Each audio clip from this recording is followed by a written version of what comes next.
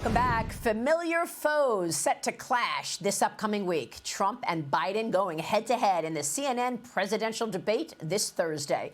As we are getting new fundraising numbers, Trump's haul last month blowing away Biden's cash advantage by $56 million. The latest polling also showing the former president beating Biden in 6 key swing states.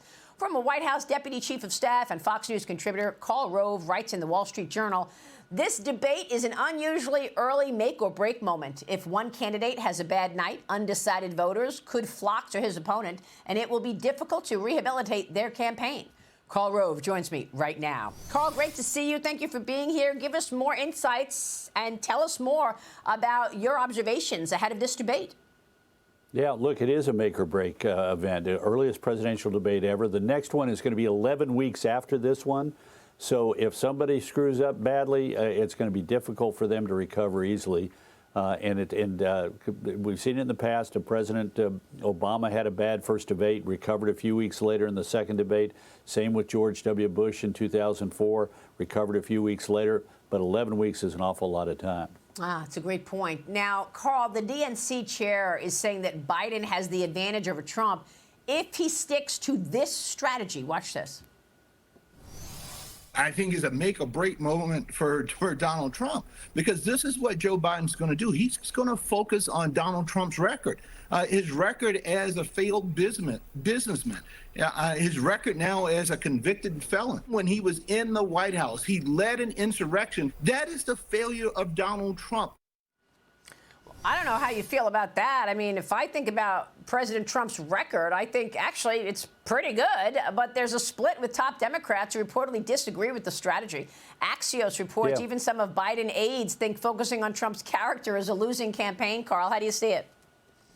Well, I don't think it's a smart move to put. I wrote in my column that whichever candidate spends more time talking about their trials, in the case of Trump, the New York business records case, in the case of Biden, his son's case, whichever case becomes the center point, it's a loser for the one who's raising it and making it an issue.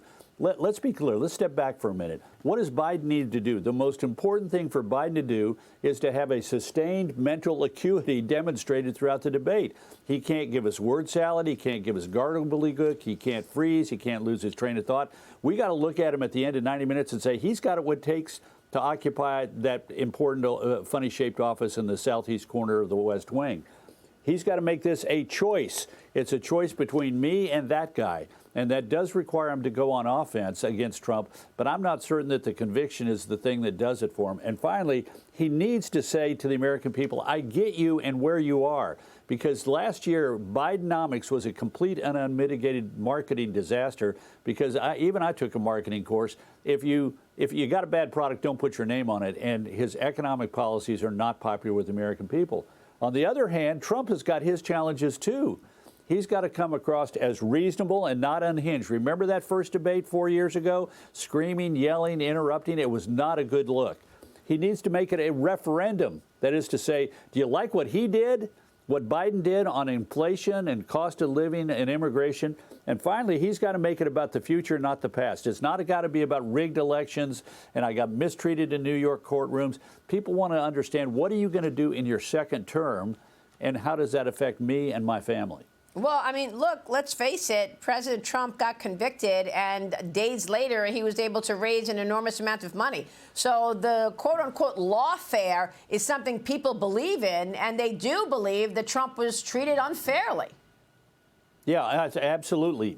However, having said that, it also created doubts. I don't think it's an accident that since the beginning of June, we've seen a tightening in the national polls so that, for example, in the Real Clear Politics average, Trump's lead is sunk to a fraction of a point and will probably go negative. That is to say, Trump will be behind in the Real Clear Politics average when the last poll in March, which was, in May, which was a 5-point lead for him in a Rasmussen poll, gets dropped off the average. There are like nine polls in the average. The next national new poll, unless it's as good as that Rasmussen poll, is going to show Biden slightly ahead. This is going to be a close race. It's not bad for Trump to be tied with him. Remember, he lost the popular vote in 2016 and won the Electoral College. This is not a popular vote referendum. But the polling is tight, and that's why one of the big reasons why this debate is such a high-stakes moment.